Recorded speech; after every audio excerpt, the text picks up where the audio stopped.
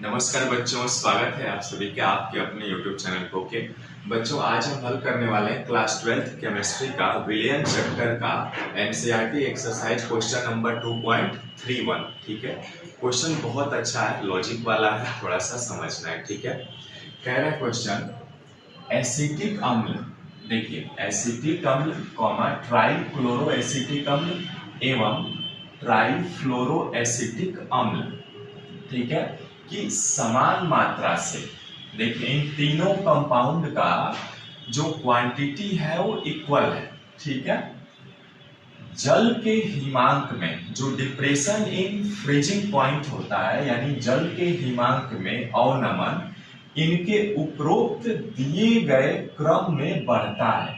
ये जो जिस ऑर्डर में भी लिखे गए हैं ना तीनों कंपाउंड, तो इनका क्या है कि इनका जो डिप्रेशन इन फ्रीजिंग पॉइंट होता है, यानी जल के हिमांक में अवनमन जो होगा बच्चों, वो क्या हो बढ़ते क्रम में लिखा गया है। यानी सबसे कम एसिटिक अम्ल का, उसके बाद ट्राइक्लोरो एसिटिक अम्ल का, और सबसे अधिक ट्राइफ्लोरो एसिटिक अम्ल का जो डिप्रेशन इन फ्रीजिंग पॉइंट है वो सबसे अधिक है। ठीक है, और चूंकि हम जानते भी हैं कि ये क्या है, ट्राइफ्लोरो एसिटिक अम्ल एक प्रबल अम्ल है, स्ट्रॉन्ग एसिड है। ठीक है, और सबसे वीक एसिड कौन सा है, एसिटिक अम्ल। दिए गए कंपाउंड के आधार पर बता रहा हूं। ठीक है, इनके उपरोक्त दिए गए क्रम में बढ़ता है, संक्षेप में बताइए। ठीक है, बाकी चीजें ये दे दी गई हैं, आपको एक्सप्लेन करना है। ठीक है, तो कैसे करेंगे, आइए हल करते हैं। सिंपल है, सबसे पहले क्या दिया गया है, एसिटिक अम्ल। क्या दिया है बच्चों, एसिटिक अम्ल। उसके बाद क्या दिया गया है, trifluoro acetic, trichloro acetic acid. ठीक है, और तीसरा क्या दिया गया है बच्चों, ट्राइफ्लोरो एसिटिक अम्ल, ट्राइफ्लोरो एसिटिक अम्ल। ठीक है, ये दिया हुआ है। ठीक है ना, यानी तीन कंपाउंड दे दिए, एसिटिक अम्ल, ट्राइक्लोरो एसिटिक एसिड और ट्राइफ्लोरो एसिटिक अम्ल। अब चूंकि इनका फार्मूला क्या होता है, एसिटिक अम्ल का फार्मूला ये होता है कार्बन,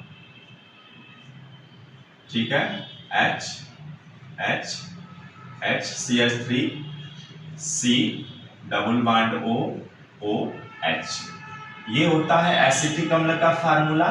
ठीक है, ये आपके सामने है, CH3COOH बेंजोइक एसिड, ये आपका ना कार्बोक्सिलिक एसिड, ओइक एसिड आपका लगा हुआ है। ठीक है, ट्राइक्लोरो का क्या होगा, अब यहां पे देखिए CH3COOH हो गया। ठीक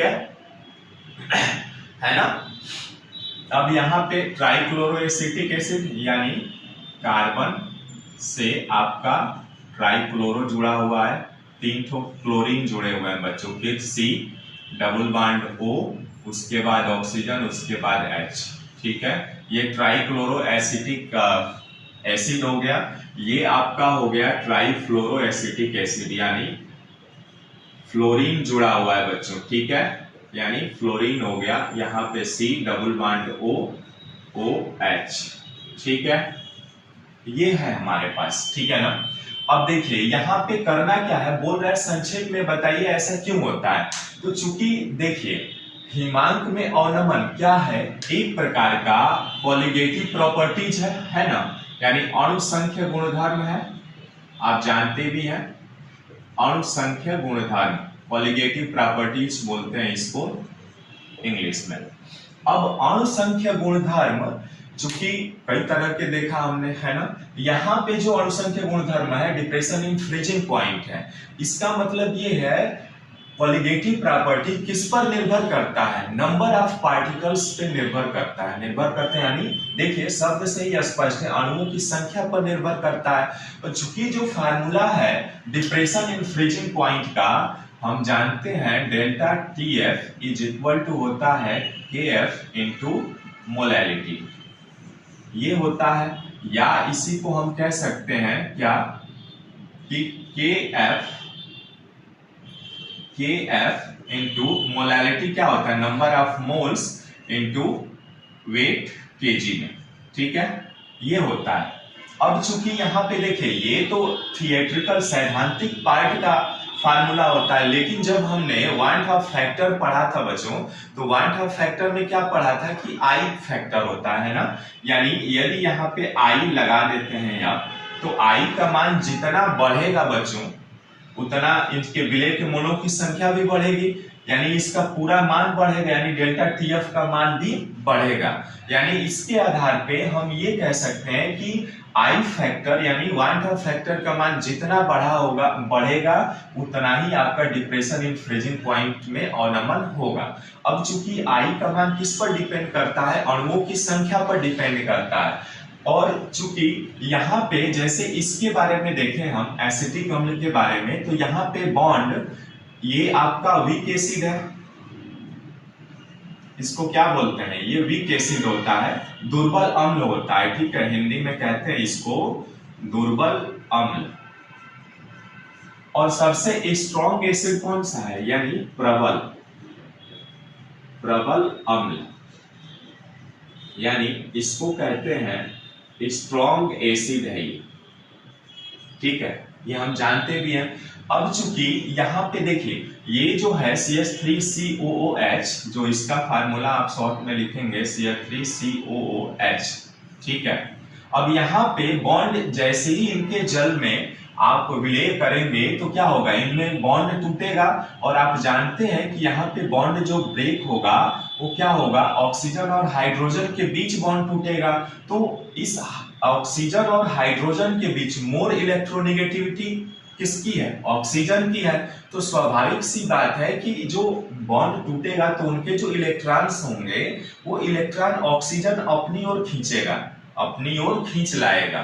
तो क्या करेगा, जब अपनी ओर खींचेगा तो यहाँ पे पार्शियली क्या होगा, निगेटिव आ जाएगा, और हाइड्रोजन पे आपका क्या आ जाएगा, पार्शियली पॉजिटिव आ जाएगा, यानी आसानी से टूट जाएगा, क्योंकि कार्बन के साइड में जो हाइड्रोजन लगे हुए हैं वो ऑक्सीजन की तुलना में उतना मोर इलेक्ट्रोनेगेटिविटी नहीं प्रदर्शित करते हैं, ठीक है।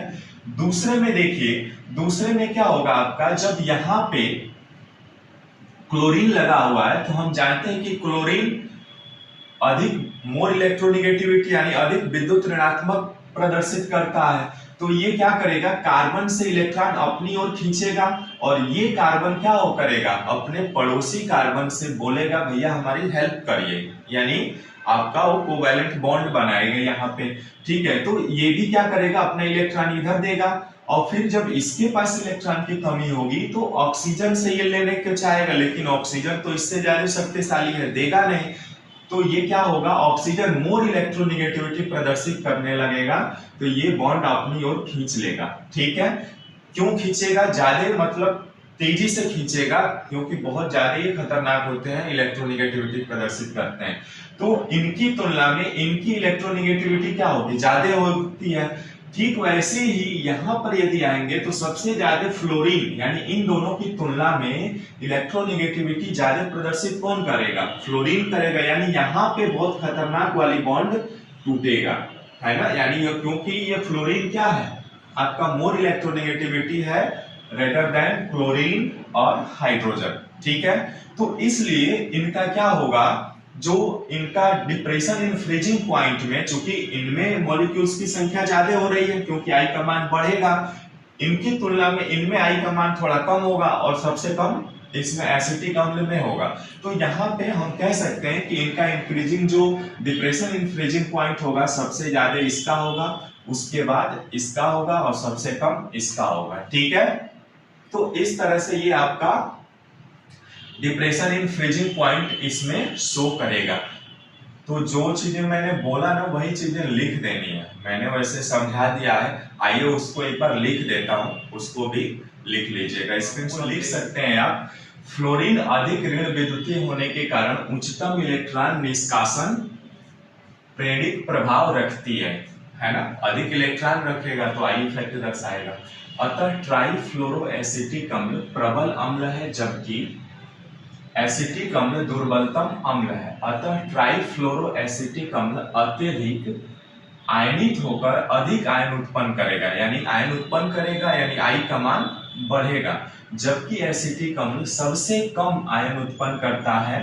अधिक आयन उत्पन्न करने के कारण ट्राइफ्लोरो एसिटिक अम्ल हिमांक में अधिक अवनमन करेगा और एसिटिक अम्ल सबसे कम करेगा और मीडियम में आपका करेगा ट्राइक्लोरो एसिटिक अम्ल। ठीक है, तो आई इफेक्ट जितना बढ़ेगा उसके हिमांक में अवनमन उतना ही अधिक होगा। ओके, आशा करता हूँ समझ में आया होगा। मिलते हैं फिर नेक्स्ट वीडियो में एक नए कॉन्सेप्ट के साथ, तब तक बाय बाय, सी यू, नमस्कार।